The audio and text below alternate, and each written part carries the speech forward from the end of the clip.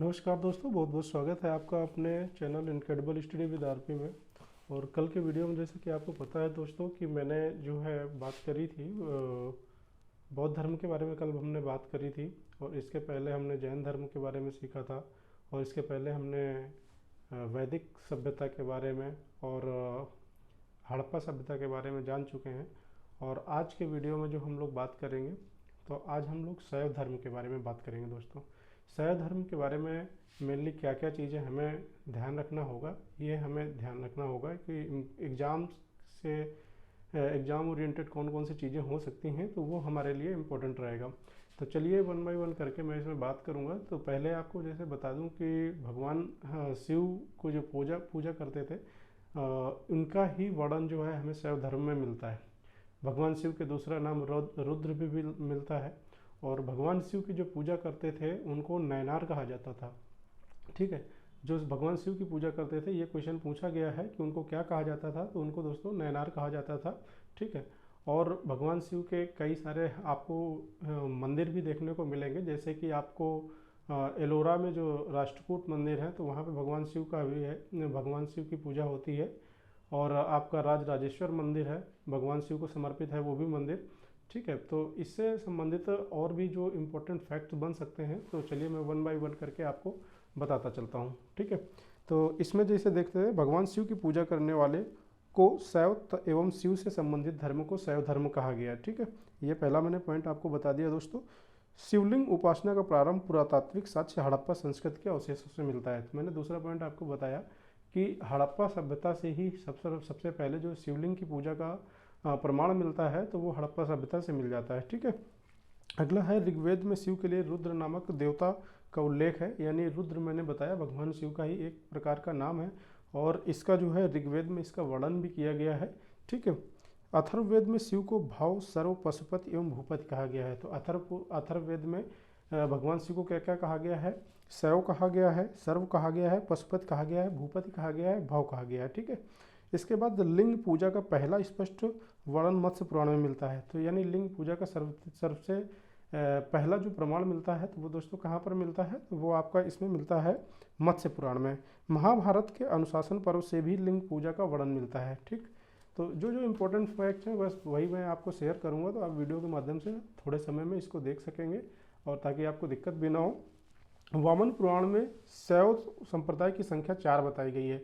कौन कौन से 4 संप्रदाय बताए गए हैं वामन के अनुसार? पाशुपत, कापालिक, कालामुख, लिंगायत। ठीक है, अगला है पाशुपत संप्रदाय शैवों का सर्वाधिक प्राचीन संप्रदाय है। इसके संस्थापक दोस्तों लकुलिश थे। तो पाशुपत संप्रदाय के संस्थापक कौन थे? वो लकुलिश थे दोस्तों, जिन्हें भगवान शिव के 18 अवतारों में से एक माना गया है। ठीक, आज अच्छा कुछ चीज़ों में ध्यान दें, जैसे संप्रदाय और संस्थापक हम लोग देख लेते हैं दोस्तों।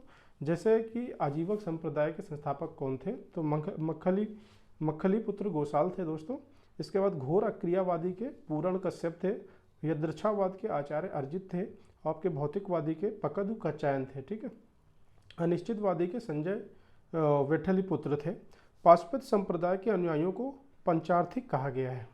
ठीक है, ये सारे क्वेश्चन ज़्यादा नहीं बनते हैं, लेकिन बस थोड़ा सा आप यहाँ पे ध्यान दे लीजिए, ताकि कोई अगर एग्जाम में आता है तो आप शॉर्ट टाइम पे रिवीजन कर सकें। इस मत का प्रमुख सैद्धांतिक ग्रंथ पाशुपति सूक्त है। कापालिक संप्रदाय के इष्टदेव भैरव थे। तो कापालिक संप्रदाय के इष्टदेव कौन थे दोस्तों? तो वो भैरव थे। ठीक है, इस संप्रदाय का प्रमुख केंद्र जो है श्रीशैल नामक स्थान था। ठीक, इसके बाद बात करें कि बसव पुराण में लिंगायत संप्रदाय के प्रवर्तक अल्लभ प्रभु तथा उनके शिष्य बासव को बताया गया है। तो बासव पुराण में लिंगायत संप्रदाय के जो संस्थापक थे उनको किसको बताया गया है? तो अल्लभ प्रभु बताया गया है या बासव को बताया गया है। ठीक है, 10वीं शताब्दी में मत्स्येंद्रनाथ ने नाथ संप्रदाय की स्थापना की थी। तो नाथ संप्रदाय की स्थापना दोस्तों किसने की थी? तो मत्स्येंद्रनाथ ने की थी। ठीक है, इसके बाद बात करें कि एलोरा के जो प्रसिद्ध कैलाश मंदिर है उसका निर्माण किसने कराया था? तो ये क्वेश्चन बहुत ज़्यादा पूछा जाता है कि एलोरा में जो इस कैलाश मंदिर स्थित है उसका निर्माण किसने कराया था? तो इसको एलोरा राष्ट्रकूटों ने करवाया था, एलोरा के कैलाश मंदिर का निर्माण। ठीक है, चोल शासक राजराज प्रथम ने तंजौर में प्रसिद्ध राजराजेश्वर शैव मंदिर का निर्माण कराया था। तो ये भी ध्यान दीजिएगा कि राजराजेश्वर शैव मंदिर का निर्माण किसने कराया था? तो राजराज प्रथम ने कराया था दोस्तों। ठीक है, कुषाण शासकों की मुद्राओं पर शिव एवं नंदी का एक साथ अंकन प्राप्त होता है। तो शिव और नंदी का एक साथ प्रमाण कहाँ पर हमको मिलता है? तो कुषाण शासकों ने इसका वर्णन किया है शिव और नंदी के एक साथ प्रमाण के। ठीक है, तो इस वीडियो में आई थिंक इसमें आपको ये चीज़ें समझ में आई होंगी। जो जो मैंने आपको पॉइंट बताए ये चीज़ें याद रखिएगा। मेनली जैसे मैंने बताया कि शैव धर्म को, भगवान शिव को जो लोग मानते थे उसे ही मेनली हम लोग इसमें कंसीडर करते हैं। शैव धर्म उन्हीं से बना हुआ है, यानी शिव को मानने वाले, भगवान शिव को मानने वाले लोगों को से मिलकर जो बना हुआ धर्म है, तो वो शैव धर्म है। और शैव धर्म को जो मानने, एक क्वेश्चन जो पूछा जाता है कि नैनार किसे कहते थे, तो शैव धर्म को मानने वाले लोगों को नैनार कहा जाता था। और इसके आगे मैं आपको वैष्णव संप्रदाय के बारे में बताऊंगा या वैष्णव धर्म के बारे में बताऊंगा। तो भगवान विष्णु को जो मानते थे वो मेनली वैष्णव धर्म के अंतर्गत आते हैं और उनको अलवार कहा जाता था। ये क्वेश्चन इंपॉर्टेंट रहेगा आपको। और जैसे कि मैंने आपको बताया कि एलोरा के मंदिरों का निर्माण किसने कराया था, तो ये आप ध्यान देंगे कि एलोरा के मंदिरों का जो निर्माण है दोस्तों वो कराया था आपका राष्ट्रकूटों ने कराया था। ठीक है, और तंजौर में स्थित जो राजराजेश्वर मंदिर है तो उसका निर्माण किसने कराया था, तो राजराज प्रथम ने कराया था। तो ये कुछ फैक्टर रहेंगे इंपॉर्टेंट। आजीवक संप्रदाय की स्थापना किसने की थी, तो मक्खल पुत्र गोसाल ने करी थी। तो ये कुछ इंपॉर्टेंट चीज़ें हैं जो आपको याद रखना होगा। और एक चीज़ ये भी क्वेश्चन आपका बन सकता है कि हड़प्पा सभ्यता से सर्वप्रथम जो है शिवलिंग की पूजा के प्रमाण मिले हुए हैं। ठीक है, और भगवान रुद्र का नाम जो है ऋग्वेद के अनुसार भगवान रुद्र का नाम बताया गया हुआ है। ठीक है, बताया गया है। तो ये कुछ इम्पोर्टेंट चीज़ें हैं जो आपको अपने दिमाग में रखनी होंगी।